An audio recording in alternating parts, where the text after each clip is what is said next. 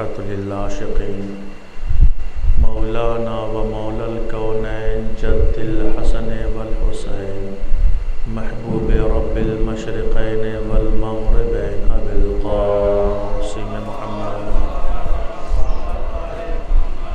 وعلى أهل بيته الطيبين الطاهرين المعصومين المظلومين المنتخبين المنتجبين وغر الميامين الذين أذهب الله عنهم الرجس وطهرهم تطهيرا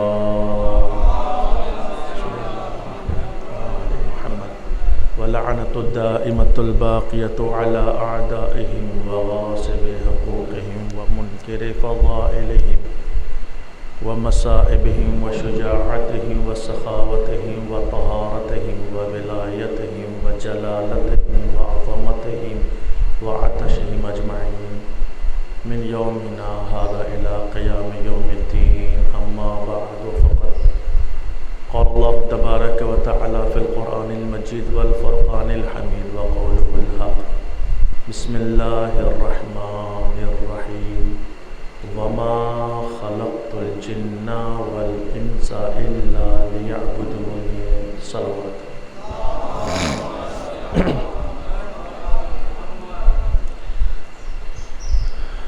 محترم و معزز سامعین اکرام،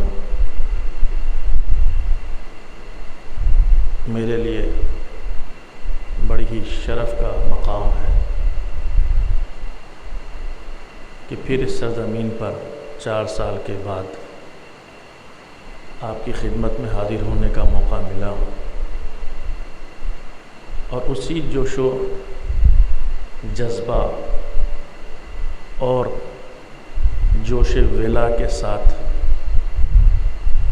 میں بھی حاضر ہوا ہوں اور آپ سے بھی گزارش ہے کہ اسی جوش و جذبہ ولا کے ساتھ حاضر رہیں گے تاکہ جو کچھ معروضات آپ کی خدمت میں پیش کیے جائیں اس سے استفادہ ہو اور مادی تبرک کے ساتھ روحانی تبرک سے بھی استفادہ کیا جائے. زیادہ گفتگو طویل نہیں کرنی ہے، ویسے ہی آج موسم نے اپنا رخ بدلا ہے بہرحال، لیکن آپ لوگ اپنا رخ مجھ سے نہ بدلیے گا اور اسی انداز میں سنیے گا جس انداز میں پچھلی دفعہ سنا تھا آپ لوگوں نے. اس کے لیے ایک مرتبہ باز بلند صلوات پڑھیں.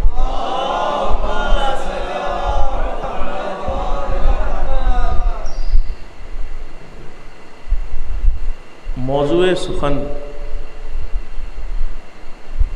جو روح سخن ہے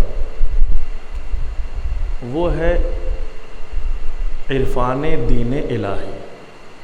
انشاءاللہ کوشش رہے گی اپنی کمائی کے علم کا اعتراف کرتے ہوئے جس حد تک ممکن ہوگا آپ تک معروضات پیش کیے جائیں گے انشاءاللہ. جو موضوع ہے عرفان دین الہی، اگر چونکہ آج تمہیدی گفتگو ہے ذرا ساتھ دیجیے گا کہ 3 لفظ ہیں اس کے اندر، ایک ہے عرفان، دوسرا ہے دین اور تیسرا ہے الہی. آج کوشش کروں گا صرف پہلے حرف لفظ پہ گفتگو کی جائے، عرفان پر.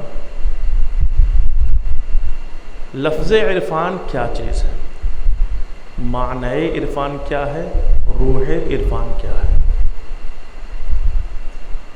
عربی گرامر کے اعتبار سے اگر آپ آئیں تو اصل اس کا جو ہے عین ر ف عرفہ، یعنی کسی چیز کو جاننا نہیں بلکہ پہچاننا. بہت توجہ. ایک چیز ہے علم عین لام میم، ایک ہے عین ر ف علم عرفہ. یہ عربی گرامر کے اعتبار سے دونوں مشہور ہے، جس کو ہم آسان لفظوں میں کہیں ایک ہے علم اور ایک ہے معرفت. دونوں کا مطلب ظاہری طور پر یہی لگتا ہے کہ جو ہے کسی چیز کو جاننا پہچاننا یہی ہے، لیکن نہیں، ایک بلاغت کا فرق ہے اس میں. علم کا تعلق کلیات سے ہے، اور عرفان کا تعلق جزئیات سے ہے۔ اب یہ منطقی اصطلاح ہے کلیات اور جزئیات، آپ کہیں کیا مطلب، کہنا کیا چاہ رہے ہیں، تو اسے ذرا آسان لفظوں میں کہوں کہ کسی مثلاً آپ مجھے جانتے ہیں، اتنا آپ کے پاس علم ہے کہ میرا نام مراد حسین ہے، میں نجف سے آیا ہوں، یہ آپ کے پاس میرا علم ہے، لیکن بہت قریب ہو گئے ہم سے، میرے صفات کو آپ جاننے لگے کہ میں اس صفت کا مالک ہوں، یہ برائی مجھ میں پائی جاتی، یہ اچھائی مجھ میں پائی جاتی۔ گویا ایک پہلے کیا تھا، آپ کے پاس علم تھا کہ ایک کلی چیز کا، کہ جیسے مثلا، اور دوسری مثال دے دوں اپنی ذات سے ہٹ کے، انسان، ایک لفظ انسان ہے، اس کو آپ نے سمجھ لیا کہ انسان ایک، جو ہم آپ سب انسان ہیں۔ کوئی بھی پوچھے گا انسان کیا چیز ہے، تو انسان یعنی جو ہم آپ سب دکھ رہے ہیں، بس اتنا ہی، یہ علم ہے۔ توجہ چاہتا ہوں، یہ علم ہے کہ انسان کو پہچان رہا ہے، جان رہا ہے۔ تو آپ کہیں گے ہاں انسان کسے کہتے ہیں؟ اب کوئی کسی جانور کو نہیں کہے گا کہ یہ انسان ہے، بلکہ انسان کو انسان کہے گا۔ تو گویا اس نے ایک علم رکھا ہے جس کے ذریعے وہ انسان کو جان رہا ہے۔ لیکن انسان کی معرفت کا مطلب کیا ہے کہ انسان کے، اس کے جو ہے ہیکل کو دیکھے، اس کے صفات کو دیکھے، اس کی وہ خصوصیات جو ہیں خاصہ ہیں انسان کی، کہ وہ کس چیز سے دوسری چیزوں سے، یعنی یہ انسان میں کون سی صفت ہے کہ جس سے وہ حیوان سے الگ ہو جاتا ہے، نباتات سے الگ ہو جاتا ہے، جمادات سے الگ ہو جاتا ہے۔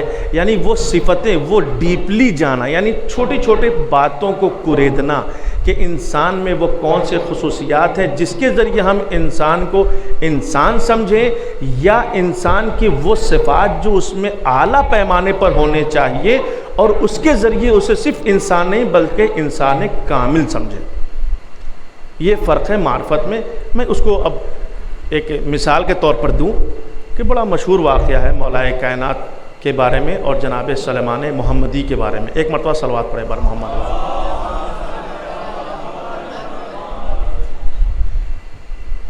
مسجد نبوی سے نکلتے ہیں جناب سلیمان فارسی، راستے میں گزر رہے ہیں، پوچھنے والے نے پوچھا کہ مسجد میں کون ہے؟ فرمایا سنا ہوا واقعہ ہے، بس ایک اپنی بات کو سمجھانے کے لیے، کلیئر کرنے کے لیے میں مثال دے رہا ہوں۔ تو جناب سلیمان فارسی کہتے ہیں، سلیمان محمدی کہتے ہیں کہ ایک تو رسول خدا صلی اللہ علیہ وآلہ وسلم ہیں، لیکن ایک اور ہیں جسے میں پہچانتا نہیں۔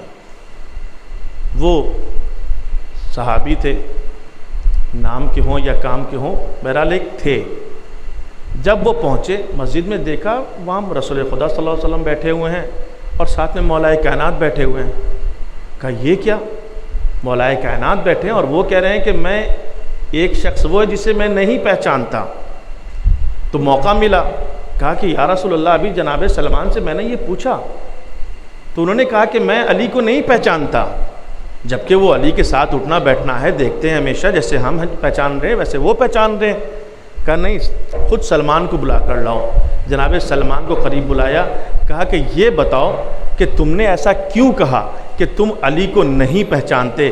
تو جناب سلمان مسکرائے، کہنے لگے یا رسول اللہ، کیا آپ نے خود یہ اعلان نہیں فرمایا ہے، یا علی ما عرفک الا اللہ وانا، اے علی تمہیں کسی نے نہیں پہچانا سوائے میرے اور اللہ کے۔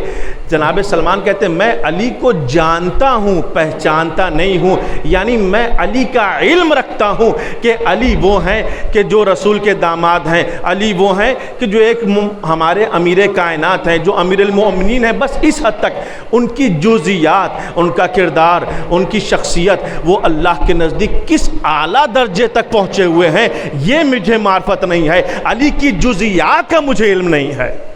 یہ اصل بتانا چاہ رہے تھے جناب سلمان فارسی۔ تو پھر کیا ہوا؟ اب جب یہاں پر ایک بات آ گئی کہ جناب سلمان فارسی معرفت نہیں رکھتے، تو اتنے زمانے کے بعد ہم آپ علی کی معرفت کیسے حاصل کریں گے؟ اور علی کی معرفت سے اوپر چلیں، رسول کی معرفت کیسے حاصل کریں گے؟ رسول کی معرفت سے اور اعلیٰ درجے پر چلیں، خدا کی معرفت کیسے حاصل کر سکیں گے؟ کیونکہ مین اور اصل جو انسان کی خلقت کا سبب ہے لیعبدون، یعنی مفسرین نے کہا لیعرفون، تاکہ اللہ کی معرفت ہو جائے، اس لیے میں نے تمہیں خلق کیا۔ وما خلقت الجن والانس الا لیعبدون، کہ میں نے جن و انس کو خلق ہی نہیں کیا مگر صرف اس لیے لیعبدون، مفسرین نے لکھا لیعرفون، تاکہ اللہ کی معرفت ہو جائے۔ اب عزیزان محترم، ہم اللہ کی معرفت کے لیے خلق کیے گئے ہیں، توجہ ہے نا، ہم اللہ کی معرفت کے لیے خلق کیے گئے، اللہ کو جاننے کے لیے نہیں۔ شاید میں پہنچا نہ سکا اپنی بات کو کہ علم نہیں، اللہ کے علم کے لیے ہم خلق نہیں ہوئے ہیں، کیونکہ کلیات کا علم رکھنا اس کو علم کہتے ہیں، جزئیات میں داخل ہونے کو عرفان کہتے ہیں۔ اللہ کا علم نہیں رکھنا ہے، مجھے بہت توجہ، اللہ کا علم نہیں رکھنا ہے، کیونکہ ہم کہہ دیں کہ اللہ ایک ہے، بس یہ علم اللہ کا ہے، لیکن نہیں، اللہ کی معرفت کرنی ہے، یعنی جزئیات میں داخل ہونا ہے اور دیکھنا ہے کہ اللہ اگر ایک ہے تو کیسے ایک ہے، اللہ ایک ہے تو کیا وہ جسم کے ساتھ ایک ہے، اللہ ایک ہے تو کیا وہ ہماری طرح جسم رکھتا ہے، اس کی صفتیں کیا ہیں، اس کی جو اوصاف ہیں وہ کیا ہیں، اور ان اوصاف کے مظہر کون ہیں کہ جن کے ذریعے ہم اللہ کو پہچان سکتے ہیں۔ گویا ہمیں اندر جانا پڑے گا، گہرائی میں جانا پڑے گا، جزئیات میں جانا پڑے گا، تو اللہ کی دو چیزوں سے معرفت ہو سکتی ہے، اللہ کی ذات کی طرف جانا پڑے گا، اللہ کی صفات کی طرف جانا پڑے گا۔ بہت توجہ، ایک طرف ہے اللہ کی ذات، دوسری طرف ہے اللہ کی صفات۔ اب معرفت حاصل کرنی ہے تو مولا نے پہلے ہی چھٹے امام نے اور باقی ائمہ نے بھی کئی مقامات پر یہ قید لگا دی ہے کہ دیکھو کبھی بھی ذات الہی میں غور و خوض نہ کرنا، ایک قید لگا دی، کیونکہ ذات الہی میں اگر تم جاؤ گے تو گمراہ ہو جاؤ گے، کیونکہ تمہاری عقل اس حد تک نہیں پہنچ سکتی کہ ذات الہی کیا ہے، کیونکہ تم ممکن الوجودات میں سے ہو، وہ واجب الوجود ہے، جو واجب الوجود کی ذات کو ممکن درک نہیں کر سکتا۔ بہت توجہ۔ اب آئیں تو ٹھیک ہے، جب نہیں درک کر سکتے اللہ کی ذات کو تو پھر کیسے معرفت حاصل ہو؟ کہا صفات کی طرف جاؤ۔ عزیزان محترم، صفات کی معرفت، اب تو صفات کیسے ہم حاصل کریں پروردگار؟ اللہ کی صفات کی معرفت جزئیات میں جانا ہے۔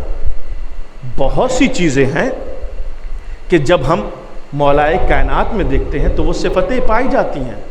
یہی وجہ ہے کہ نصیری گمراہ ہوئے، بہت توجہ کہیں لے جانا چاہ رہا ہوں کہ نصیری گمراہ ہوئے، وہ صفتیں دیکھیں کہ جو اللہ کی صفتیں ہیں، لیکن یہیں پر عرفان کی پہلی منزل شروع ہوتی ہے۔ آج چونکہ تمہیدی منزل ہے لہٰذا آپ سنیں کہ عرفان کی پہلی منزل شروع ہوتی ہے۔ اب عرفان کی دو قسمیں ہیں، ایک ہے عرفان نظری، ایک ہے عرفان عملی۔ بہت توجہ، عرفان نظری اور عملی کیا فرق ہے؟ اللہ کی معرفت کرنی ہے، ایسا نہ ہو کہ نصیری کی طرح ہم بھی گمراہ ہو جائیں، تو کس طریقے سے اللہ کی معرفت حاصل ہو؟ تو اس کے لیے کچھ ذمہ داری ہماری ہے کہ ہم یوں ہی نہ کہیں کہ صرف نماز پڑھ لیا، روزے رکھ لیے، حج ادا کر دیا، یہ تو ہمارے واجبات ہیں جو ہم پر اللہ نے فرض کیے ہیں، یہ معرفت نہیں کرا رہی ہیں، یہ وہ واجبات کو ہم ادا کر رہے ہیں کہ جو اللہ نے ہم پہ فرض کیا ہے۔ تو معرفت کس طریقے سے حاصل ہو؟ عزیزان محترم، دو راستے ہیں، ایک راستہ ہے نظری اور ایک ہے عملی۔ اب عرفان نظری اور عملی میں کیا فرق ہے؟ عرفان نظری وہ ہے کہ جہاں انسان اپنے نفس کو اس حد تک پاک کرے کہ اس کی فکر ان امور کو درک کرنے لگے، قرآن کے ذریعے ہو یا سنت کے ذریعے ہو، جہاں انسان کی نظر پہنچنے لگے، یعنی نظری سے مراد عام طور سے دیکھیں ہم اپنی اردو والا استعمال کرتے ہیں، لیکن یہاں مراد جو ہے نظری سے یہ نظر نہیں ہے، نگاہ نہیں ہے، بلکہ نظری سے مراد کسبی ہے کہ وہ حاصل کر رہا ہو کس چیز کو؟ اللہ کی معرفت کو۔ کن چیزوں سے؟ اپنے تزکیے نفس کے ذریعے اور مشاہدات کے ذریعے۔ بہت گہری بات کر رہا ہوں کہ اللہ کو مشاہدات کے ذریعے محسوس کرے، یعنی یہ کب ہوگا؟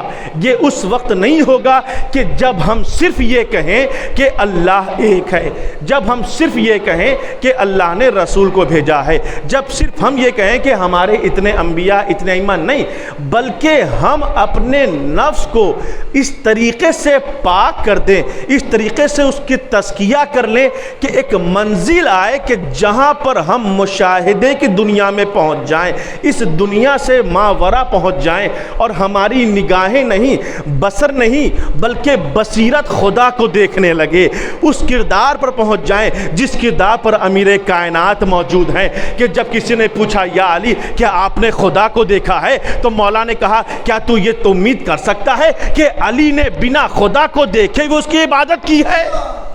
علی کیسے بنا دیکھے اس کی عبادت کر سکتا ہے؟ لیکن فرق ہے، کیونکہ وہ جسم و جسمانیات سے منزہ و مبرہ ہے، وہ نظر نہیں آ سکتا، لہٰذا جب نظر نہیں آ سکتا تو اس کو اس بصارت سے نہیں دیکھ سکتے، بلکہ وہ ایک نور ہے، لہٰذا نور قلب سے دیکھا جا سکتا ہے، بصارت سے نہیں بلکہ بصیرت سے دیکھا جا سکتا ہے۔ تو علی نے یہ پیغام دے دیا، ایک طرف یہ کہا کہ خدا کو دیکھا جا سکتا ہے لیکن بصیرت سے دیکھا جا سکتا ہے، دوسری طرف مولا کائنات سے کہا، مولا کائنات نے جناب مالک اشتر سے کہا، اے مالک اشتر تم مجھ جیسے تو نہیں بن سکتے لیکن مجھ جیسے بننے کی کوشش تو کر سکتے ہو۔ کیا مطلب؟ مطلب یہی ہے کہ تم خدا کو اگر یہ کہتے ہو کہ دیکھنا چاہتے ہو تو ضروری یہ ہے کہ وہ کردار، وہ سیرت جو علی میں پائی جا رہی ہے، وہ عرفان جو علی میں پایا جا رہا ہے، وہ عرفان تم اپنے آپ میں لاؤ تاکہ تم خدا کو بصارت سے نہیں اپنی بصیرت سے دیکھ سکو۔ ایک صلوات پڑھیں بار محمد و آلہ۔ تو عزیزان محترم، یہ عرفان نظری ہے کہ جہاں انسان مشاہدے کی دنیا تک پہنچ جاتا ہے، لیکن مشاہدے کی دنیا میں پہنچنے سے پہلے وہ کہاں ہے؟ عرفان عملی، جہاں وہ ایسے کام کرے، ایسے کردار اپنائے کہ جس کے بعد خدا خود کہے عبدی کن لی اکن لک، تو میرا ہو جا میں تیرا ہو جاؤں گا۔ خدا کتنی بڑی بات ہے، حدیث قدسی میں خدا کہہ رہا ہے کن لی اکن لک، تو میرا ہو جا میں تیرا ہو جاؤں گا۔ کیا مطلب؟ صرف یہ کہہ دینے سے کہ ہم اللہ کو مانتے ہیں، اللہ کو مانتے ہیں اللہ ہمارا ہو جائے گا، ہم اللہ کے ہو جائیں گے؟ نہیں، اللہ کو ماننا یہ ہمارا عقیدہ ہے، کیونکہ ہم پیدا ہو گئے ہیں شیعہ گھرانے میں، مسلم گھرانے میں، تو ہمیں تو خدا فری میں مل چکا ہے۔ نسل صلوات پڑھے بر محمد والے۔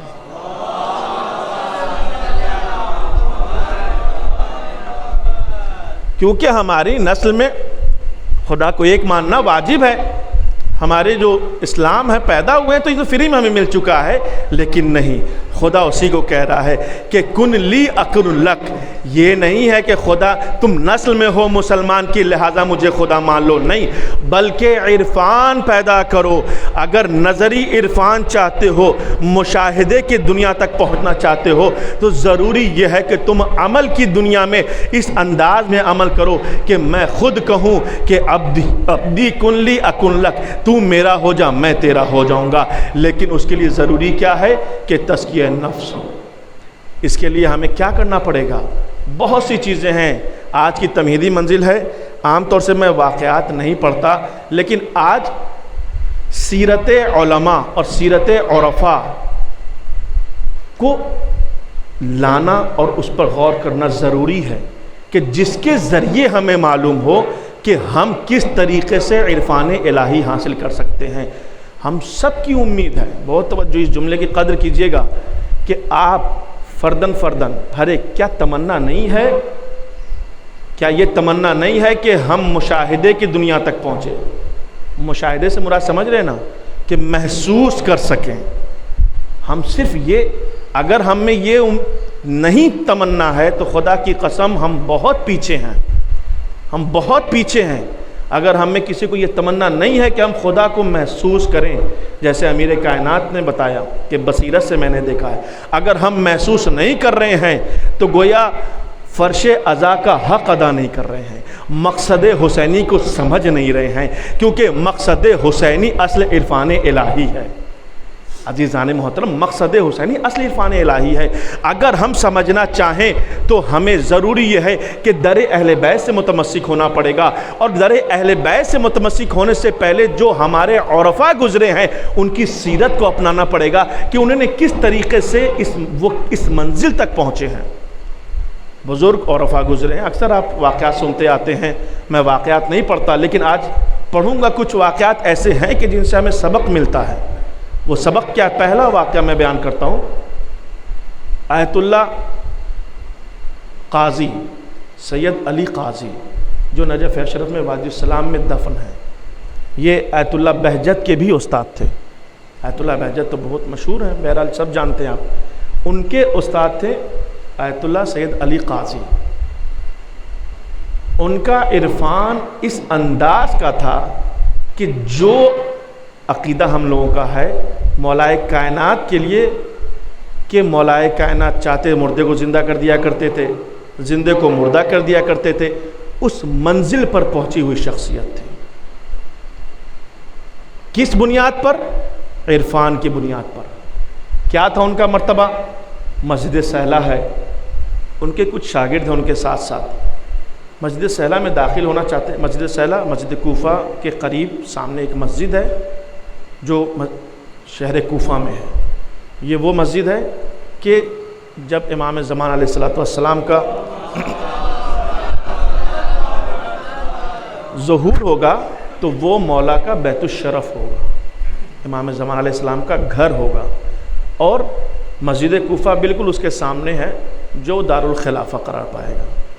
تو یہ وہ مسجد تھی کہ جس میں کئی انبیاء کے مقامات بھی ہیں, کئی نبیوں نے نمازیں پڑھی ہیں. آپ جو لوگ جا چکے ہیں وہ جانتے ہیں, اور جو نہیں گئے اللہ انہیں توفیق نصیب کرے کہ وہ جائیں اور وہاں نماز پڑھیں جہاں جہاں انبیاء نے نماز پڑھی ہے. تو وہی مسجد تھی. جناب سید علی قاضی اور ان کے کچھ شاگرد داخل ہو رہے ہیں. ایک سانپ چلا آ رہا ہے.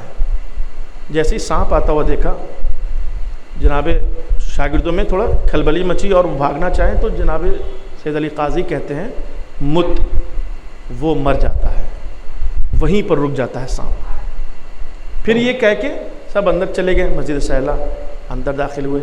ایک حجرہ تھا, سید علی قاضی حجرے میں چلے گئے. لیکن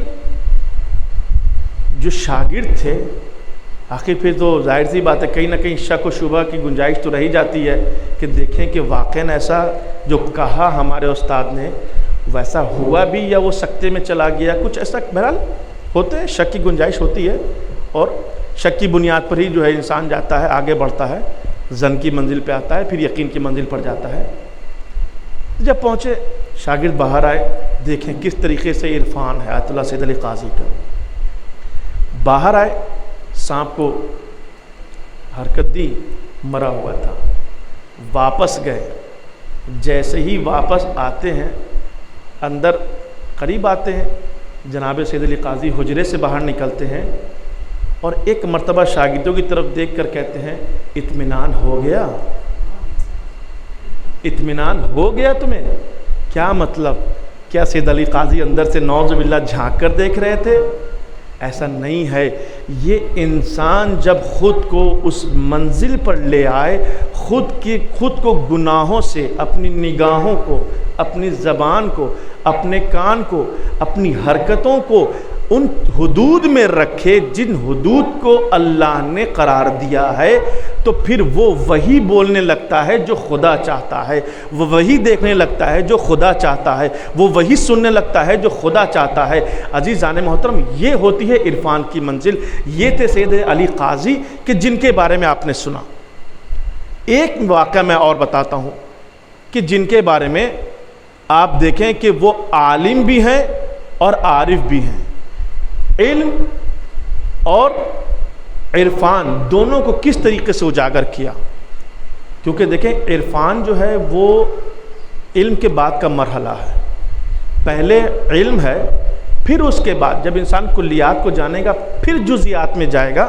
ٹھیک ہے, پہلے ایک چیز ہے مین پوائنٹ پتہ چل جائے, پھر اس کے اندر کیا کیا چیزیں ہیں اس میں داخل ہوتا ہے. تو پہلی منزل کیا ہے؟ علم. دوسری منزل کیا ہے؟ عرفان. میر باقر داماد بزرگ عرفاء میں سے تھے. جنہیں تحیی الارض کا حق حاصل تھا، جو اب تحیی الارض کہتے ہیں کہ خود کی جسم کو چھوڑ کر ایک جگہ پر دوسری جگہ جا سکتے تھے۔ پہلے عرفان میں سید علی قاضی کا کیا سمجھ میں آیا کہ وہ چیزیں دیکھ رہے تھے جو سامنے بھی نہیں تھیں، ایک وہ کام کیا، وہ زبان سے وہ جو الفاظ استعمال کیے، مت باذن اللہ، اللہ کے اذن سے مر جا، تو وہ مر گیا۔ ہم یہاں ہم میں سے یا جو بھی علم کی کمی، عرفان کی کمی کی وجہ سے علی پر شک کرتے ہیں اور کہتے ہیں کہ کیسے ممکن ہے کہ علی کسی مردے کو زندہ کر دیں، علی کسی زندے کو مردہ کرے، کسی مردے کو زندہ کر دے۔ عزیزان محترم، یہ بہت چھوٹی سی بات ہے۔ قرآن نے حکم دیا ہے کہ تمہارے لیے زمین و آسمان کو مسخر کر دیا ہے۔ عزیزان محترم، مسخر کا مطلب سمجھتے ہیں کہ تمہیں کسی حد تک اختیار دے دیا ہے۔ عزیزان محترم، اگر انسان، میں اپنی بات نہیں کر رہا ہوں، کسی بزرگ عارف کی بات نہیں کر رہا ہوں، میں آپ کی بات کر رہا ہوں، اگر آپ میں آج کوئی شخص اس منزل پر پہنچ جائے کہ جس منزل پر خدا یہ کہہ رہا ہے عبدی کن لی کن لک، تو وہاں پر پہنچنے کے بعد آپ بھی اگر کسی مردے کو ٹھوکر ماریں گے تو اذن الہی سے وہ بھی زندہ ہو سکتا ہے۔ یہ بات بڑی سنگین ہے، آسانی سے قبول نہیں کی جائے گی، لیکن ہے، ہمارے بعض عرفاء نے یہ کام انجام دیا ہے، لیکن یہ آسان نہیں ہے۔ تحیی الارض، ایک وقت میں امیر کائنات موجود ہیں 40 جگہ۔ بڑا اعتراض ہوتا ہے کہ یہ کیسے ہو سکتا ہے، کیسے جا سکتے ہیں امیر کائنات 40 جگہ پر؟ یہ تحیی الارض مثال ہے کہ جہاں پہ ثابت کرتی ہے کہ اگر ایک عالم دین، ایک عارف الہی، حقیقی عارف کی بات کر رہا ہوں، اگر وہ اس منزل پر پہنچا ہوا ہے کہ جہاں پر عبدی کن لی اکن لک، تو میرا ہو جا میں تیرا ہو جاؤں کی منزل تک پہنچ چکا ہے، تو وہ اپنے جسم کو کسی حجرے میں چھوڑ کر خود کہیں اور نظر آ سکتا ہے۔ اور یہ مشاہدات کی دنیا میں، اور یہ حقیقی واقعی طور پہ ہو چکا ہے، جس میں سے ایک مثال میر باقر داماد ہے۔ عزیزان محترم، میر باقر داماد بہت بزرگ عارف تھے اور عالم تھے، جوانی کا عالم ہے، بہت توجہ، یہ میسج جوانوں کے لیے خاص طور سے، جوانی کا عالم ہے۔ طوفان آیا، بہت زور کا طوفان، بادشاہ گزر رہا تھا، بادشاہ کی بیٹی بھی ساتھ میں تھی، خطرناک طوفان، گرد، پریشان، سب تتر بتر ہو گئے۔ اچانک سے بادشاہ کی بیٹی جو جوان تھی، وہ قافلے سے بچھڑنے کے بعد وہ کہاں پہنچی؟ آیت اللہ میر باقر داماد کے گھر کے قریب پہنچی۔ جب وہاں پہنچی، رق الباب کیا، دروازہ کھولا میر باقر داماد نے۔ ابھی یہ داماد ابھی تک نہیں ہے، جو واقعہ میں بتا رہا ہوں، ابھی میر باقر ہیں صرف، بلکہ صرف باقر ہیں، ان کا نام اب تک صرف باقر ہے۔ دروازہ کھولا، دروازہ کھولنے کے بعد دیکھا سامنے ایک جوان لڑکی کھڑی ہے۔ کہا کیا حکم ہے؟ کہا طوفان آ چکا ہے، کہیں جگہ نہیں ہے، اگر میں فلاں بادشاہ کی بیٹی ہوں، اگر ممکن ہو تو مجھے آج کی رات یہاں قیام کرنے کو مل جائے۔ آیت اللہ باقر انہوں نے جگہ دے دی کمرے میں، لیکن اصل یہاں سے مسئلہ شروع ہوتا ہے۔ اپنے مطالعے میں وہ مشغول تھے، لیکن کیونکہ جوانی کا عالم تھا، شیطان نے حملہ کیا، شیطان نے ورغلانا شروع کیا۔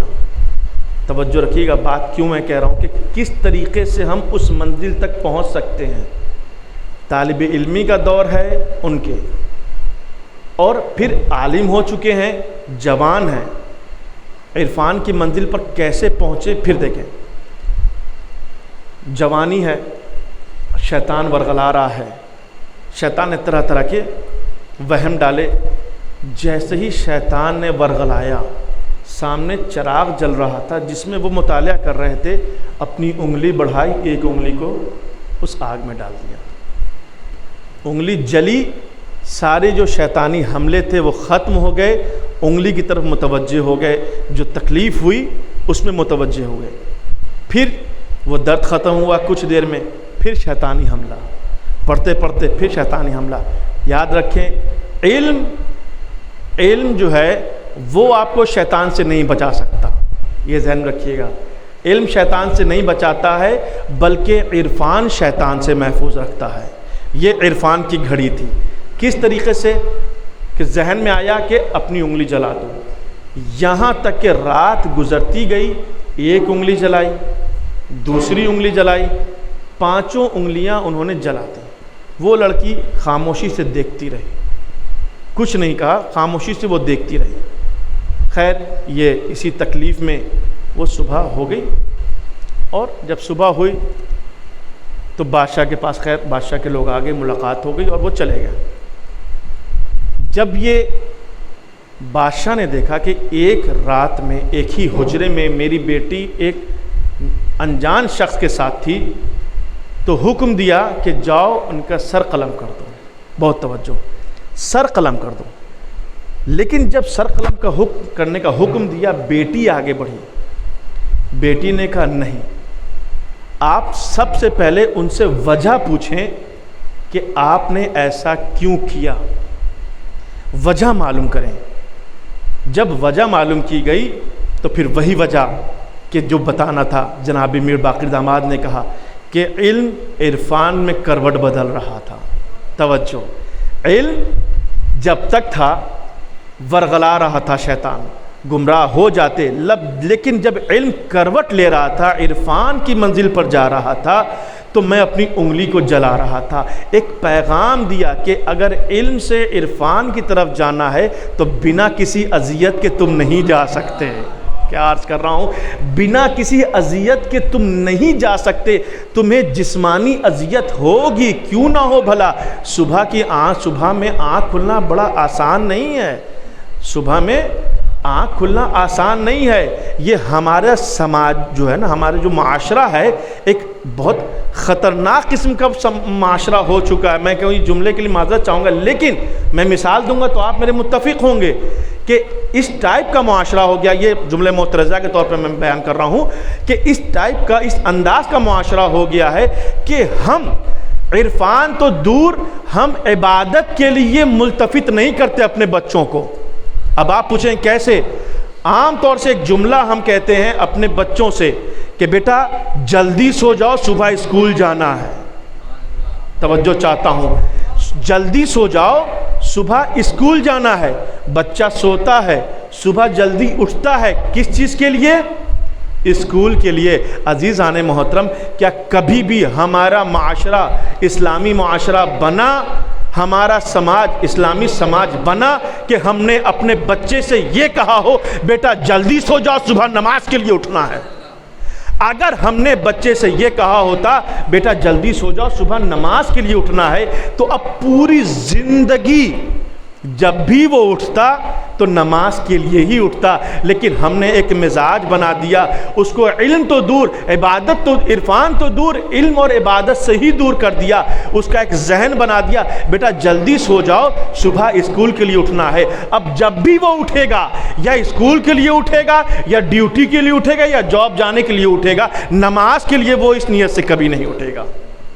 تو چونکہ ہم نے اسے شروع سے ہی، تو خدا کے قسم یہ منبر کا صدقہ ہے کہ جہاں سے ہمیں سمجھنا چاہیے کہ ہمارا معاشرہ کیسا ہونا چاہیے، علم، عبادت اور عرفان کی منزل کا ہونا چاہیے، کہ ہم اپنے بچوں کو ہر پہلو پر متوجہ کریں، اسلام اسلام اسلام۔ جب ہم ان چیزوں کی طرف اس کو ملتفت کریں گے، تب کہیں جا کر وہ بچہ، آج ہم عارف نہیں بن سکے ہیں، ممکن ہے کل وہ عرفان کی منزل پر پہنچ جائے۔ لیکن ضروری یہ ہے کہ جیسے مولا نے فرمایا کہ دیکھو تم چاہتے ہو کہ تمہارا بیٹا، تمہاری اولاد صالح اور نیک رہے، لیکن حقیقت یہ ہے کہ تم جب وہ پیدا ہوتا ہے تب سے تم کوشش کرتے ہو کہ وہ نیک اور صالح بنے، اس کی نیک تربیت ہو، لیکن حق یہ ہے کہ اس کی اگر نیک تربیت چاہیے اور صالح بیٹا چاہیے تو اس کے پیدا ہونے سے 21 سال پہلے سے ہی اپنی تربیت کرو۔ جب اپنی نیک تربیت کرو گے تو تمہارا وہ عمل کہ جو انسان جسے انسان نسل بڑھانے کا عمل کہتا ہے، در حقیقت وہ عمل نہیں ہوگا صرف، بلکہ وہ ایک عبادت کی منزل ہوگی کہ جس عبادت کے ذریعے تم کسی ایک عارف کو وجود میں لا سکتے ہو۔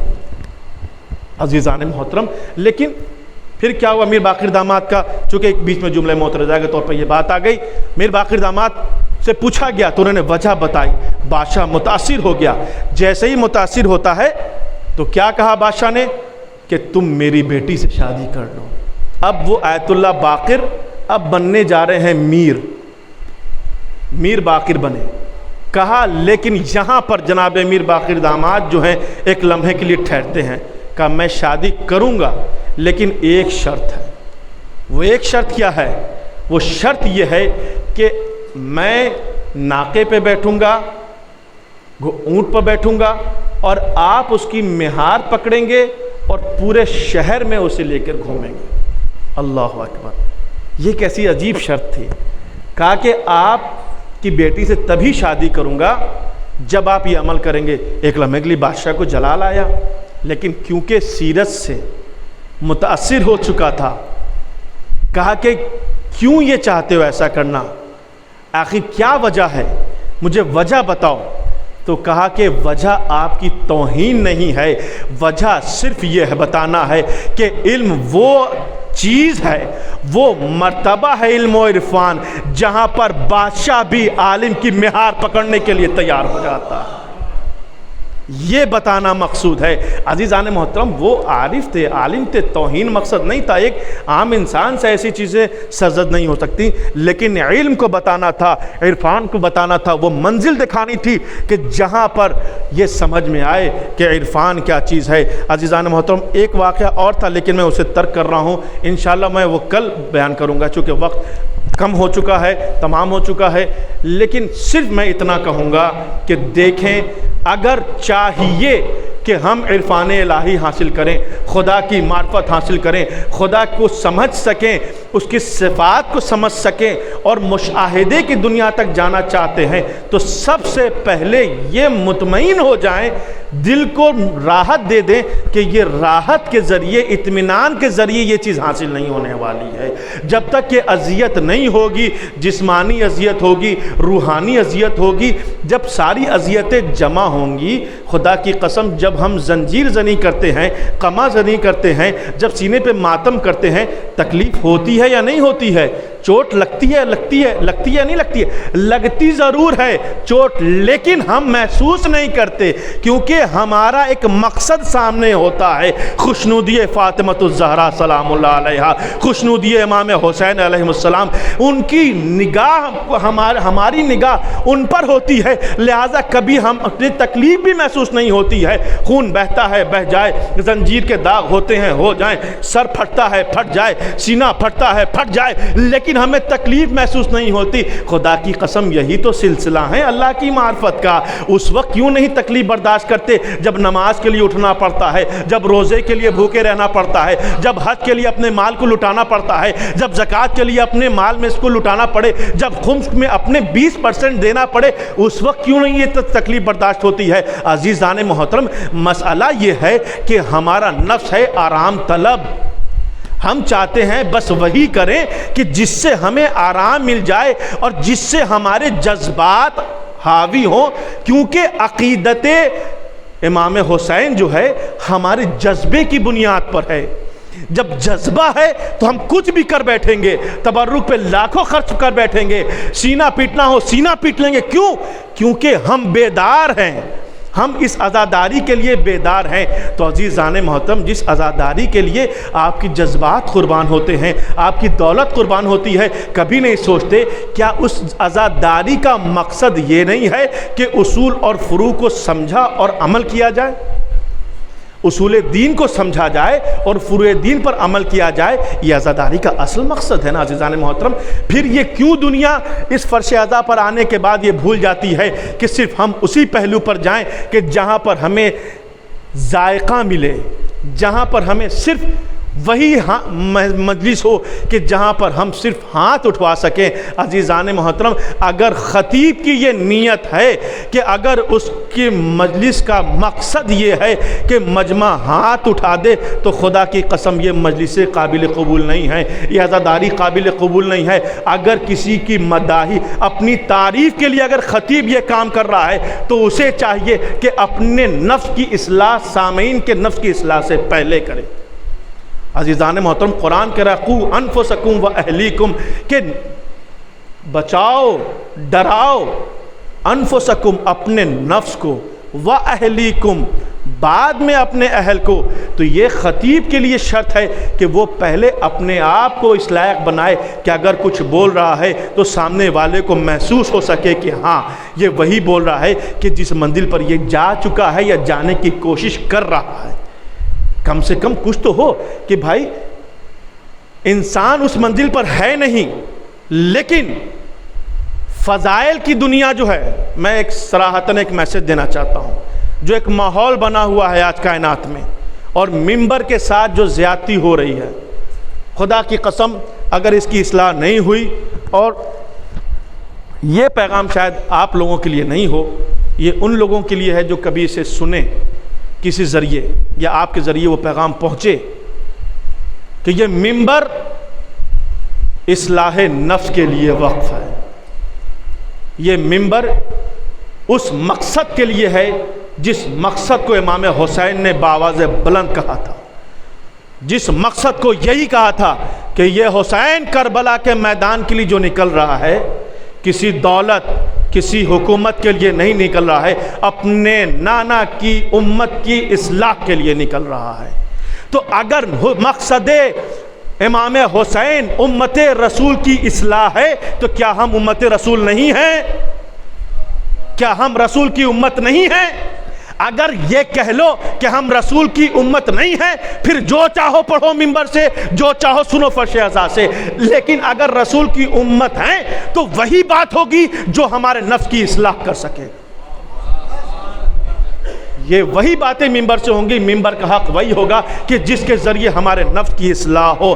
فضائل کے ذریعے پہلو اصلاح ہونا چاہیے، فضائل کا مخالف نہیں، کہیں ایسا نہ ہو جائے کہ کوئی یہ کہے کہ مولانا لگ رہا ہے فضائل کے خلاف، نہیں، فضائل کے خلاف، فضائل پڑھیں لیکن وہ فضائل پڑھیں کہ جو حقیقی میں مولا کے فضائل ہیں۔ مولا کے فضائل کسی کو بنانے کی ضرورت نہیں ہے، بس بتانے کی ضرورت ہے۔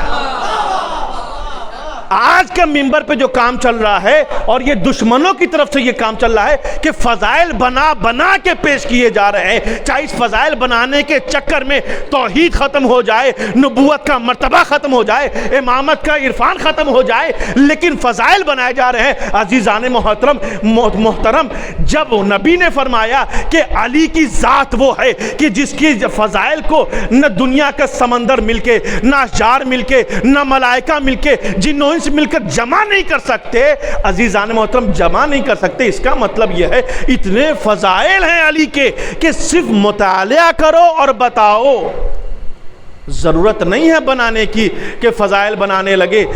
کہ جس طریقے سے ابھی میں ذکر کر رہا تھا کہ ایک لغویات ذاکرین میں سے ایک لغو، شاید میں نے پچھلی بار اسے ذکر کیا تھا لیکن چونکہ ربط آ گیا تو میں بیان کر رہا ہوں۔ مولا علی کی فضیلت بیان کر رہا ہے، وہ ذاکر ہے، عالم نہیں ہے، ذاکر ہے، اور اب مشہور بھی ہو چکا ہے اور لان تان بھی اس پہ ہو چکی ہے، نام لینا مناسب نہیں ہے۔ وہ کیا کہتا ہے کہ جناب ابو طالب جب مولا کائنات کی ولادت کے بعد ایک جو ذائچہ بناتے ہیں اور پورا شجرہ بیان کرتے ہیں، وہ جو علماء ہوتے ہیں اس دور میں نسل اور حسب نسب اور ساری چیزیں اس کے اوصاف بیان کرنے والے ہوا کرتے تھے، اس کے پاس گئے جناب ابو طالب اور اپنا نام، اپنی زوجہ کا نام، مولا کائنات کی ولادت کا وقت پورا دیا اور کہا اس بچے کا ذائچہ بناؤ اور اس کے کردار و صفات بیان کرو۔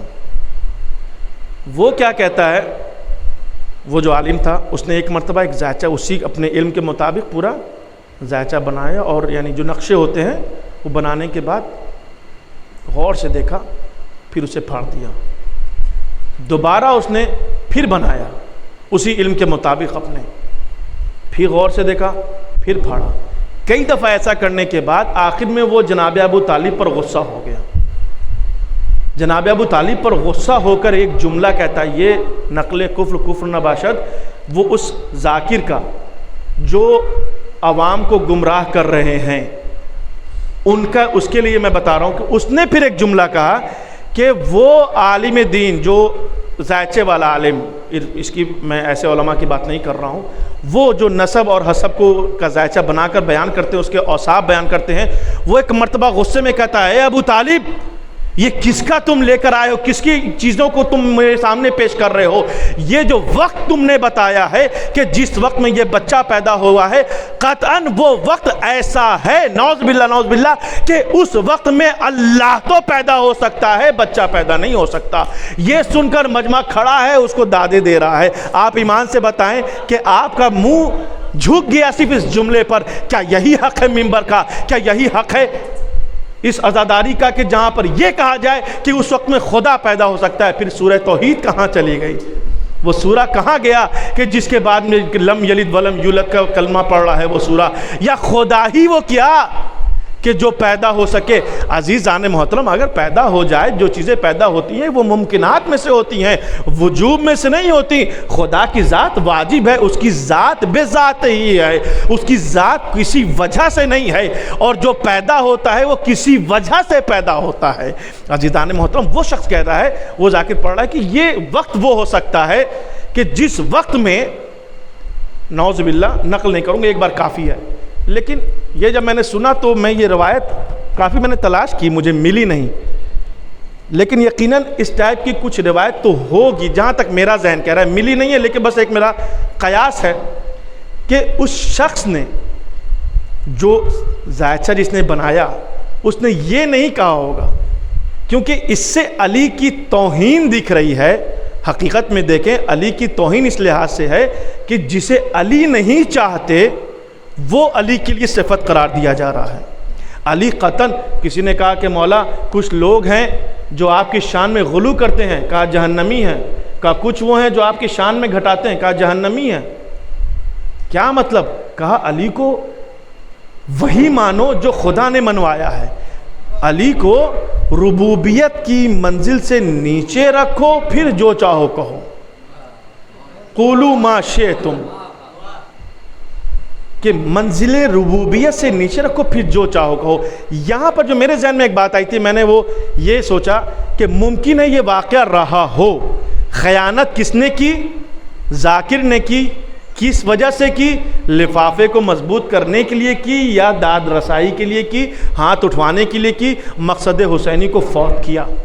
ممکن ہے اس نے یہ کہا ہو، توجہ چاہتا ہوں جملے پر، یہ میری فکر ہے، کسی کتاب میں نہیں ہے، کل کو اگر یہ روایت مل گئی تو اس کے حوالے کے ساتھ کبھی پیش کروں گا، لیکن یہ میری فکر ہے کہ ممکن ہے اس ذائچہ بنانے والے نے یہ کہا ہو کہ یہ وہ وقت ہے کہ جس وقت میں صرف وہی بچہ پیدا ہو سکتا ہے کہ جس میں اوصاف الہی پائی جائیں، کوئی عام بچہ نہیں پیدا ہو سکتا، اوصاف الہی پائے جانے والا بچہ پیدا ہو سکتا ہے، یعنی مظہر العجائب علی ابن ابی طالب پیدا ہو سکتے ہیں اس وقت میں جب علی اکیلے ہیں، اس کائنات میں بعد نبی سب سے بلند ہیں، تو وہ وقت بھی علی کے لیے خاص ہوگا جس وقت میں علی پیدا ہو رہے ہیں۔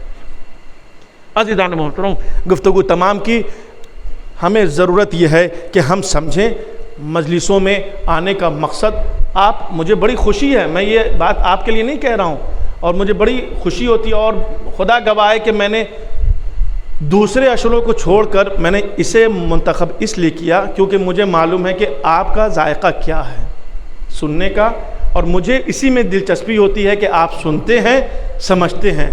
ورنہ علامہ ذیشان حضرت جواری صاحب کا ایک بڑا اچھا جملہ ہے، وہ کہتے ہیں کہ یہ واہواہی کی جو مجلسیں ہوتی ہیں، خطیب صبح پڑھتا ہے تو یہ شام تک میں وہ واہواہی ختم ہو جاتی ہے۔ کتنی واہواہی بس چلی ٹھیک ہے، واہ کیا بہترین مجلس پڑھی، بہترین مجلس پڑھی، یہ شام تک ختم ہو جاتی ہے۔ لیکن واہواہی ہو، یہ بھی میں کہہ رہا ہوں، میں واہواہی کا بھی خلاف نہیں ہوں، یہ بھی ہے، لیکن مین جو ہے اصلاح امت جدی، جو امام حسین کا جملہ ہے کہ میں نکلا صرف اسی لیے ہوں تاکہ میرے جد کی امت کی اصلاح ہو۔ اگر وہ اصلاح فضائل کے گوشے سے ہو رہی ہے تو وہ اصلاح فضائل کے گوشے سے ہو، لیکن ایک چیز میں بتاؤں، ایک چیز ضرورت ہوتی ہے اور ایک جو ہے شوق ہوتا ہے۔ ہم ضرورت کو پہلے پوری کرتے ہیں، بعد میں شوق کو پورا کرتے ہیں، ٹھیک ہے نا۔ بچہ جب کہتا ہے کہ بابا مجھے سائیکل چاہیے، مجھے ویڈیو گیم چاہیے، تو ہم پلٹ کے کیا کہتے ہیں؟ بیٹا آپ پہلے کلاس میں جس کلاس میں پڑھے وہ پاس ہو کے دکھاؤ گے، اگر اس سال فرسٹ آئے تو میں آپ کو کیا ویڈیو گیم بھی دلا دوں گا، میٹرک پاس ہو گئے تو میں آپ کو سائیکل بھی دلا دوں گا۔ کیوں کہتے ہیں یہ جملہ؟ کہا کہ یہ جو پڑھنا ہے اور یہ پاس ہونا ہے یہ اس بچے کی ضرورت ہے، اور جو یہ ویڈیو گیم یا سائیکل ہے یہ اس بچے کا شوق ہے۔ شوق کو بعد میں لایا جاتا ہے، ضرورت پہلے پوری کی جاتی ہے۔ ہماری پہلی ضرورت ہے کہ ہم اصول دین میں توحید کو سمجھیں، عدل کو سمجھیں، نبوت کو سمجھیں، امامت کو سمجھیں، قیامت کو سمجھیں۔ اس کا عرفان اگر ہے میرے پاس تب آپ آئیں، شوق پورا کریں۔ صرف واہ واہی والی مجلس ہو اور صرف فضائل پڑھے جائیں تو وہ اچھی بات ہے، لیکن پہلے ہم اصول دین کو تو سمجھیں، اپنے عقائد کو تو سمجھیں۔ ہم نے عقیدے کا معنی یہ سمجھا ہوا ہے کہ عقیدہ وہ ہے جو میرا دل چاہتا ہے وہ عقیدہ ہے، قطعاً ایسا نہیں ہے جو ہمارا دل چاہے وہ عقیدہ نہیں۔ اگر عقیدہ آپ کا دل چاہ رہا ہے تو اسے ہاتھو برہانکم ان کنتم صادقین، قرآن کہہ رہا ہے اگر تم اپنے دعوے میں سچے ہو تو عقلی دلیل لے کر آؤ۔ آپ کا عقیدہ تب صحیح ہوگا جب آپ کا عقیدہ قرآن حدیث کے اور عقل کے معیار پر ہو۔ اگر ان تینوں چیزوں کے معیار پر نہیں ہے تو وہ عقیدہ آپ کا بس بناوٹی عقیدہ ہوگا، وہی اسی طریقے سے جیسے علی کے مقابل میں بناوٹی خلیفہ بھی موجود تھے۔ تو عزیزان بناوٹی خلیفہ الگ ہوتا ہے، بناوٹی عقیدہ الگ ہوتا ہے۔ تو اصل جس طریقے سے ہم جانتے ہیں علی کو، ویسے ہی کردار علی کو بھی جانیں، اور کردار علی کو اب ہم توحید لیں اہل بیت سے، نبوت لیں اہل بیت سے، عدل لیں اہل بیت سے، لہٰذا اہل بیت کی معرفت حاصل ہو۔ اب عزیزان محترم، جب ہمیں معرفت حاصل کرنی ہے، شاید لمبی گفتگو ہو رہی ہے، ایک مرتبہ صلوات پڑھے بر محمد۔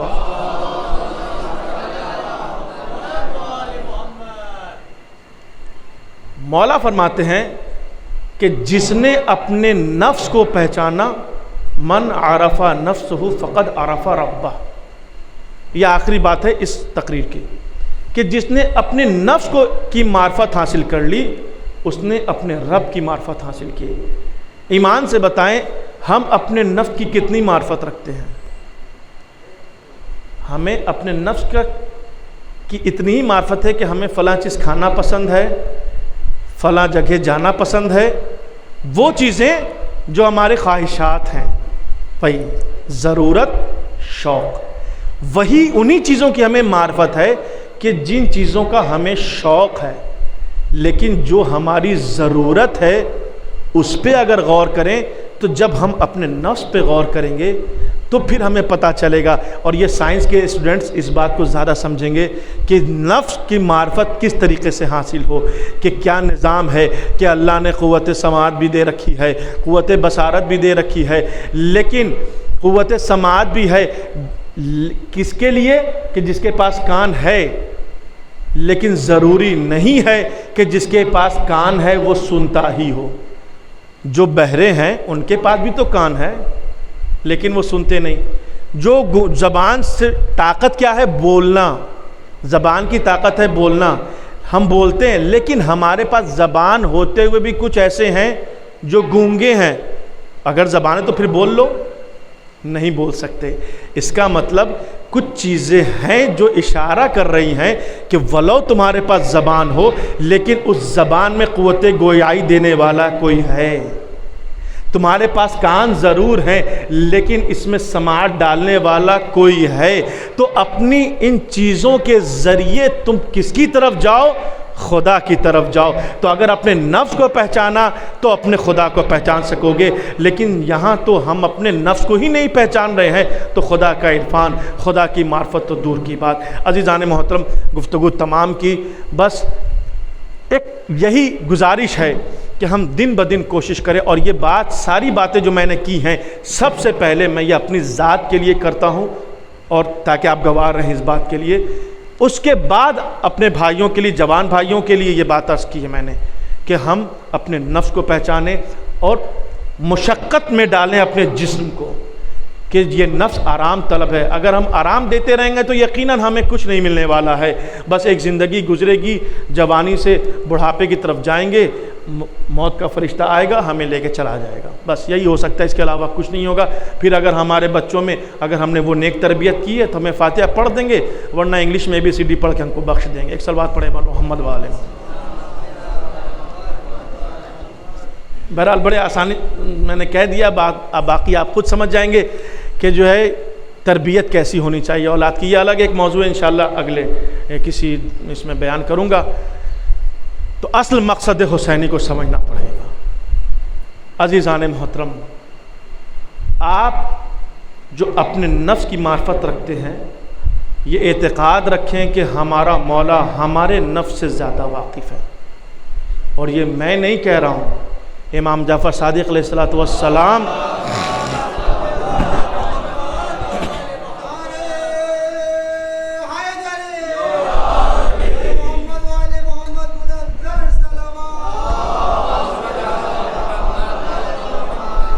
مصائب کے گوشے ہیں، لیکن اس میں سے آپ کو بتانا چاہ رہا ہوں کہ مولا نے کیا بتایا ہے کہ وہ آپ کے نفس کو آپ سے زیادہ جانتے ہیں.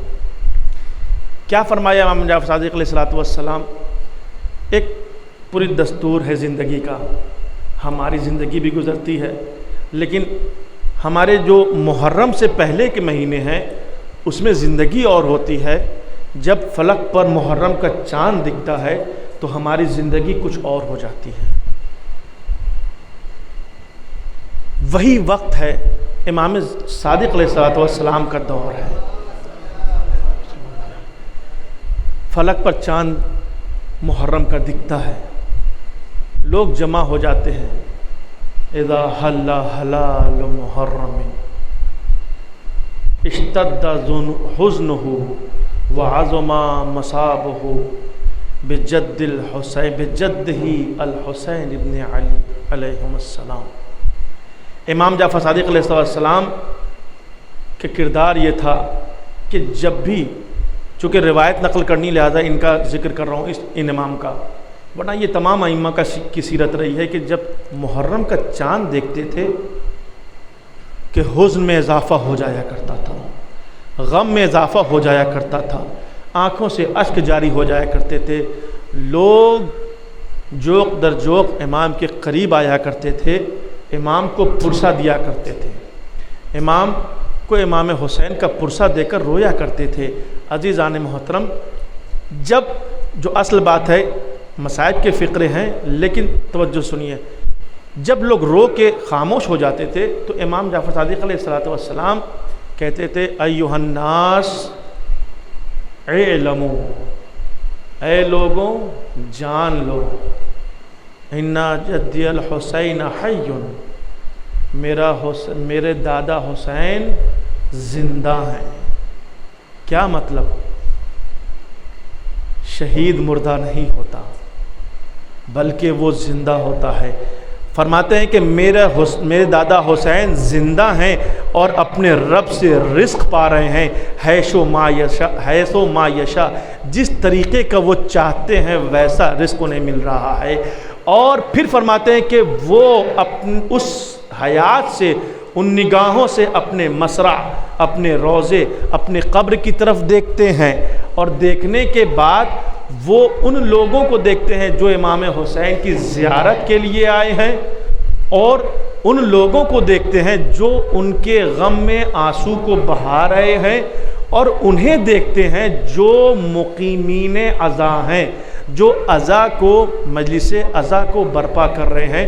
ان کی طرف امام حسین دیکھتے ہیں، اور امام حسین دیکھتے ہیں اور کہتے ہیں کہ میں خود چھٹے امام فرما رہے ہیں کہ میرا دادا حسین ان کی طرف دیکھتا ہے اور ان کے لیے استغفار کرتا ہے. یستغفر لہ، ان کے لیے استغفار کرتا ہے. کون؟ امام حسین. بڑے شرف کی بات ہے. جعلکم اللہ من الباکین علی الحسین، اللہ ہمیں اور آپ کو امام حسین پر رونے والا قرار دے. کہ یہاں پہ مولا فرماتے ہیں امام جعفر صادق علیہ السلام، اور پھر یہیں سے مصائب کے فقرے ہیں اور ختم الدعا، کہ مولا فرماتے ہیں کہ وہ امام حسین عارفہم بے انفسہم، کہ وہ اپنے زائروں کو، اپنے عزاداروں کو جو ان پر گریہ کر رہے ہیں، ان کو ان کے نفس سے زیادہ پہچانتے ہیں۔ کیوں پہچان رہے ہیں؟ اس کے بعد یہی جملہ ہے وَيَسْتَغْفِرْ لَهُمْ، اور وہ استغفار کرتے ہیں، معرفت رکھتے ہیں امام حسین، ہمیں جانتے ہیں کہ ہمارے عزادار ہم پر رو رہے ہیں لیکن گناہگار ہیں، ہم پر ماتم کر رہے ہیں لیکن گناہگار ہیں، لہذا پہلا فقرہ جو چھٹے امام نے فرمایا یستغفر لہم، کہ وہ یستغفر لہم، کہ وہ استغفار کرتے ہیں۔ آگے کا فقرہ سنیں گے، پھر فرماتے ہیں کہ میرا دادا حسین تنہا استغفار نہیں کرتا، اپنے نانا رسول خدا کی طرف مخاطب ہو کر، اپنے بابا علی ابن ابی طالب کی طرف مخاطب ہو کر، اپنی ماں سیدہ زہرا سلام اللہ علیہا کی طرف مخاطب ہو کر یہ کہتے ہیں اے میرے نانا، اے میرے بابا، اے میری ماں، ان عزاداروں کے لیے، ان زواروں کے لیے، ان رونے والوں کے لیے استغفار کر دیں۔ اللہ اکبر، کتنی بڑی منزل پر ہیں، کتنا بڑا شرف ہے۔ آپ کی آنکھوں سے اشک جاری ہوئے، ادھر حسین نے آپ کے لیے استغفار کرنا شروع کر دیا، رسول نے استغفار کرنا شروع کر دیا، علی ابن ابی طالب نے استغفار کرنا شروع کیا، سیدہ زہرا سلام اللہ علیہا نے آپ کے لیے استغفار کرنا شروع کر دیا۔ اور پھر امام حسین کہتے ہیں کہ یاد رکھو میرے چاہنے والوں، میرے رونے والوں، میں تمہیں تمہارے نفس سے زیادہ تم کو پہچانتا ہوں، میں تمہارے گناہوں کو جانتا ہوں، میں تمہارے ناموں کو جانتا ہوں، فردن فردن تمہارے نام کو جانتا ہوں، اور صرف تمہارے نام کو نہیں، تمہارے آباء و اجداد کے اسماء کو بھی جانتا ہوں۔ یہ ہے عرفان الہی، کہ جہاں ہم یہ سمجھیں کہ امام حسین کس منزل پر ہیں، کہ جو ہمیں نہیں بلکہ ہمارے آباء و اجداد کے بھی ناموں کو جانتے ہیں، اور یہاں تک جانتے ہیں، اور ہماری حقیقت کو جان کر ہمارے لیے استغفار کرتے ہیں۔ پھر آگے فرماتے ہیں کہ میں یہاں تک نہیں بلکہ تمہارے درجات کو بھی جانتا ہوں کہ تم کس درجے پر فائز ہوگے، اور صرف درجات نہیں، تمہارے منازل کو بھی جانتا ہوں، ان منزلت کو جانتا ہوں کہ جس منزلت پر تم جنت میں جاؤ گے۔ اللہ اکبر، بڑی تمنائیں ہیں ہمیں جنت میں جانے کی، یقیناً جائیں گے جنت میں، لیکن خدا کی قسم مقصد حسینی پر عمل کر لیں، فرش عزا کا مقصد سمجھ لیں، اس پر عمل پیرا ہو جائیں، جنت تو حسین کے در کی خیرات ہے، ملے گی، لیکن اگر سوچ لیں وہ جنت ملی لیکن رضائے حسین و زہرا نہ ملی، وہ جنت مل گئی ہمیں جس میں حسین نہ ہوئے، تو آپ کہیں گے یہ کیسی جنت ہے؟ کہا وہ جنت وہ ہے کہ جہاں امام جعفر صادق نے فرمایا کہ جو شخص مومن مرتا ہے، حب اہل بیت رکھتے ہوئے مرتا ہے، یقیناً وہ جنتی ہے، لیکن وہ اس جنت میں نہیں جائے گا جس جنت میں امام حسین ہوں گے۔ تو کون جائے گا اس جنت میں جس میں امام حسین ہوں گے؟ فرمایا اس جنت میں جس میں امام حسین ہوں گے، اس میں وہی مومنین جائیں گے جو صرف مومنین نہیں ہیں، زائر امام حسین ہیں، جو امام حسین کی زیارت کر کے آ چکے ہیں، وہ اس جنت میں جائیں گے جس جنت میں امام حسین ہیں۔ اللہ اکبر، گفتگو تمام ہوئی، کل چاند نکل چکا محرم کا۔ جب چاند نکلا تھا نا، فرش عزا ہر جگہ بچھ گیا، لیکن کیا واقعاً ہم عرفان کی اس منزل پر پہنچے کہ جہاں پر خود امام جعفر صادق علیہ السلام نے یہ فرمایا کہ جب محرم کا چاند نکلتا ہے تو آسمان پر امام حسین کا خون بھرا کرتا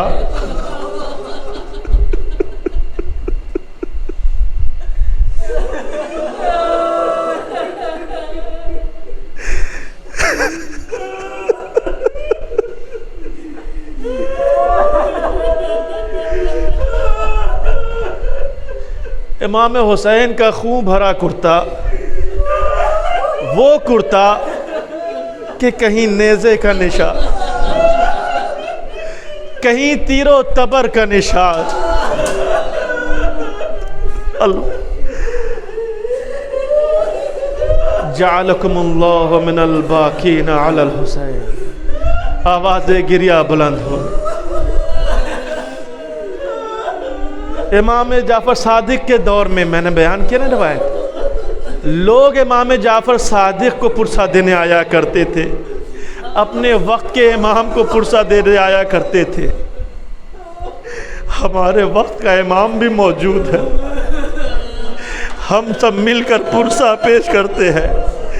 یا صاحب العصر والزمان، ایام ازا آ گئے، زہرا کا گھر اجڑنے کے دن آ گئے. اے میرے مولا اپنا غلام قرار دیجئے، ہمیں ویسا بنا دیجئے جیسا آپ چاہتے ہیں، جیسا ہمارا خدا چاہتا ہے. ہم امام زمانہ کو پرسہ پیش کرتے ہیں، اور صرف امام زمانہ کو نہیں، پتہ نہیں اس فرش میں کہاں پر ایک دکھیاری ماں بھی بیٹھی ہے، اور صرف دکھیاری ماں نہیں، روایات موجود ہے کہ کربلا کا بیمار سید سجاد وہ بھی اپنے بابا کا پرسہ لینے کے لیے اس فرش پہ آتا ہے، لیکن پتہ ہے وہ کہاں بیٹھتے ہیں؟ میں نے خطیب سے یہ جملہ سنا ہے کہ وہ کہیں صدر محفل میں نہیں بیٹھتے، کہا وہ وہاں بیٹھتے ہیں جہاں میرے مولا میرے بابا حسین کے رونے والے اپنا جوتا اتارا کرتے. اللہ اکبر. پرسہ ہم پیش کر رہے ہیں. مولا فرماتے ہیں کہ چاند نکلتا ہے، آسمان پر امام حسین کا کرتا لہرایا جاتا ہے، خون بھرا کرتا کہ جس میں صرف حسین کا خون نہیں ہے، شہزادہ علی اصغر کا بھی خون ہے، شہزادہ علی اکبر کا بھی خون ہے، قاسم کی پامال لاشوں کے بھی خون ہے، اونو محمد کی لاش سے جو خون بہے وہ بھی خون ہے اس قمیص پر. اللہ اکبر. امام جعفر صادق فرماتے ہیں وہ جب قمیص آسمان کی طرف بلند ہوتا ہے، وہ جب قمیص لہرایا جاتا ہے تو ہم اہل بیت اطہار اس قمیص کو دیکھ کر رویا کرتے ہیں، اور اس قمیص کو ہمارے شیعہ بھی دیکھتے ہیں. لیکن فرق ہے، ہم دیکھتے ہیں اپنی بصارت سے، میرے شیعہ اپنی بصیرت سے دیکھتے ہیں. پروردگارا اس مصائب کے صدقے ہماری بصیرت کو بلند فرما. اس سال اگر اس قمیص کو نہیں دیکھ سکے، اگلے سال محرم کا چاند نکلے، زہرا کے لال کی قمیص جب آسمان میں لہرائے، ہم حسین کی قمیص کو دیکھیں، سر و سینہ پیٹے، امام زمانہ کو پرسہ دے، ماں کو زہرا حسین کی ماں کو پرسہ دے. وہ ماں، ایک فقرہ کہوں گا، اب نام جناب زہرا کا ذکر آیا ہے، حق بنتا ہے کہ جناب زہرا کا ذکر کروں، چونکہ بڑی دکھیاری ماں ہے یہ. جب رخصت ہوئی نا کائنات سے، مسائل نہیں پڑھ رہا ہوں، بس وصیت کی ہے. وصیت جب کی ہے تو 3 وصیتیں کی ہیں بی بی زہرا نے. ایک وصیت جو تھی شفقت مادری کی بنیاد پہ کی تھی. امام حسنین معصوم ہیں، گناہ سرزد امکان ہی نہیں ہے، لیکن شفقت مادری کی بنیاد پر ایک وصیت کی ہے، علی جب میں چلی جاؤں کائنات سے، میرے بچے چھوٹے ہیں، کچھ لغزش ہو جائے تو میرے بچے کو ڈانٹیے گا. یہ شفقت مادری کی بنیاد پر. دوسری دعا یہ ہے، اے علی جب بھی موقع ملے میری قبر پر آ کر قرآن کی تلاوت کر دیجئے گا. اللہ اکبر، مرتبہ زہرا سلام اللہ علیہ دیکھیں۔ قرآن کی اگر ایسی بات ہے کہ آج ہم کہتے ہیں قرآن طاق پہ رکھا ہوا ہے، پڑھتے نہیں ہیں، ہمیں قرآن کی ضرورت نہیں ہے، تو جب ہمیں قرآن کی ضرورت نہیں ہے تو بی بی زہرا سلام اللہ علیہ کو قرآن کی کیا ضرورت تھی؟ لیکن نہیں، بتا رہی ہیں کہ قرآن سے تمسک اختیار کرنا، قرآن کو کبھی نہ چھوڑنا، کیونکہ تلاوت قرآن زہرا کو بہت پسند ہے۔ اے علی، قرآن کی تلاوت مجھے بہت پسند ہے، جب آنا فرصت ملے میری قبر پر آ کر کبھی کبھی قرآن کی تلاوت کر دینا۔ بس یہیں پر ختم و دعا کہ دو حادثہ جو نمودار ہوا قبر زہرا پر وہ بیان کرنا ہے، پھر ختم و دعا کہ بی بی زہرا کی ایک وصیت، یہ دو وصیت تھی، لیکن ایک وصیت کو اب چھوڑوں، وقت کم ہو گیا۔ آخری فقرہ جو بی بی زہرا سلام اللہ علیہ جو سجدے میں گئی ہیں، تو سجدے میں ایک دعا کی ہے۔ ام ایمن اور ام سلمہ جو موجود ہیں وہ کہتی ہیں، اسما وہ کہتی ہیں کہ جو مجھے حجرے سے آخری لفظ جو بی بی زہرا سلام اللہ علیہ کے میرے کان تک آئے ہیں وہ یہی کہہ رہی تھی سجدے میں، اللہم اغفر شیعتی، اللہم اغفر شیعتی، اللہم اغفر شیعتی، اے پروردگارہ میرے شیعوں کے گناہوں کو معاف کر دینا۔ اللہ اکبر، آخری سجدہ زہرا کا، آخری فقرہ زہرا کا، یاد کر رہی ہیں شیعوں کو کہ کہہ رہی ہیں میرے شیعوں کے گناہوں کو معاف کر دینا۔ اللہ اکبر، آخری لمحے میں زہرا ہمیں نہیں بھولی، ہم زہرا کو کیسے بھول سکتے ہیں؟ اگر ہم زہرا کو بھول رہے ہیں تو یہ بے وفائی ہے خاندان اہل بیت سے، یہ بے وفائی ہے در اہل بیت سے۔ اللہ اکبر۔ عزیزان محترم، وصیت کے اعتبار سے بس یہ آخری بات ہے، ختم دعا کہ یہ وصیت کے اعتبار سے جناب زہرا سلام اللہ علیہ کے مولائے کائنات قبر زہرا سلام اللہ علیہ پر جایا کرتے تھے، قرآن کی تلاوت کر رہے تھے۔ دو واقعہ نمودار ہوا، بس اسی کو بیان کر کے ختم دعا۔ جناب زہرا سلام اللہ علیہ کی قبر پہ تلاوت کر رہے ہیں مولائے کائنات، تلاوت کرتے کرتے اچانک سے ایک مرتبہ زلزلہ آیا قبر میں۔ جناب امیر کائنات نے کہا، اے شہزادی، یہ کیا وجہ ہے کہ آپ کی قبر میں یہ زلزلہ نمودار ہو؟ ایک مرتبہ جناب زہرا کہتی ہیں، اے میرے آقا، اے میرے والی و وارث، قرآن بند کیجئے، گھر بیت الشرف کی طرف تشریف لے جائیے، میری بیٹی زہرا کروٹیں بدل رہی ہے، میری بیٹی زینب کروٹیں بدل رہی ہے، مجھے یاد کر رہی ہے، کہیں ایسا نہ ہو اس کی آنکھ کھل جائے اور وہ مجھے نہ پا کر رونا شروع کر دے۔ اللہ اکبر۔ میں کہوں گا، اے بی بی، آج علی موجود ہیں، علی کو بھیج دیا زہرا زینب کے پاس کہ زینب پریشان، کل کیا ہوگا؟ دیار بدیار پھر آئی جائیں گی، آپ نہ ہوں گی۔ دوسرا واقعہ نمودار ہوا اسی طریقے سے۔ کسی دن امام امیر کائنات قرآن کی تلاوت کر رہے ہیں، قرآن کی تلاوت کرتے کرتے ایک مرتبہ امیر کائنات کی آنکھ لگ گئی۔ اللہ اکبر۔ بس ختم دعا، امیر کائنات کی آنکھ لگی، ایک مرتبہ زلزلہ آیا، پھر جیسے ہی آنکھ کھلی امیر کائنات نے کہا، اے شہزادی آج کیا ہوا؟ ایک مرتبہ جناب زہرا سلام اللہ علیہ کی صدا بلند ہوئی، کہتی ہیں، اے میرے والی و وارث، بڑی تیزی سے بیت الشرف کی طرف جائے، میرا حسین پیاس سے کروٹیں بدل رہا ہے، میرے حسین کو پانی پلا دیجئے۔ اللہ اکبر۔ ختم ہو گئی مجلس، علی گھر میں تشریف لائے، حسین کو گلے لگایا، ہاتھوں سے پانی پلایا۔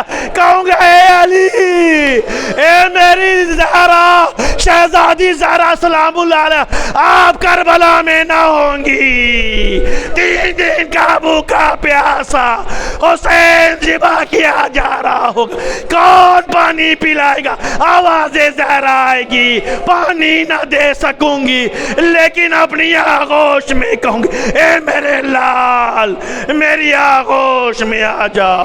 تیری ماں پانی نہیں پلا سکتی لیکن تیرے غم میں آنسو بہا سکتی۔ انا للہ و انا الیہ راجعون، رضا بقضائہ و تسلیما لامرہ۔ پروردگارہ تجھے واسطہ ہے چہاردہ معصومین علیہ السلام کا کہ ہماری اس عزا کو قبول فرما، ہمیں توفیق عطا فرما کہ ہم مقصد حسینی کو سمجھ سکیں۔ پروردگارہ تجھے واسطہ ہے بابرکت ذات امام حسین علیہ السلام کا کہ ہمارے گناہ کبیرہ صغیرہ کو معاف فرما، ہمارے علم و عرفان میں اضافہ فرما تاکہ ہم مقصد حسینی سے واقفیت رکھ سکیں۔ پروردگارہ جہاں کے بھی شان حیدر کرار ہیں ان کی جان، مال، عزت، آبرو، خون، ناموس کی حفاظت فرما۔ ہمارے وقت کے امام زمانہ کے ظہور میں تعجیل فرما، ہم لوگوں کو حضرت کے اعوان و انصار میں شمار فرما۔ ماتم حسین۔